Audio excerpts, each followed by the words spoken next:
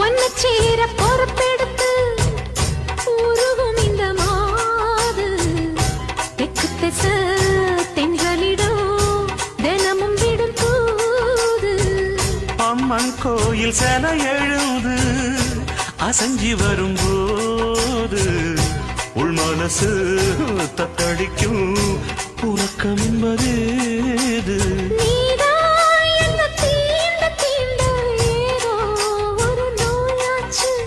நான் தான் உன்னை சீண்டி சீண்டி பார்த்து ரொம்ப நாளாச்சு. கொஞ்சம் இடம் கொடுத்த பச்சை கொடி பிடிச்சா எத்தனையோ வித்தைகளை இப்பவே நீ காட்டிடுவே. செந்தூர பாண்டிக்கு ஒரு சோடி கிளி சோடி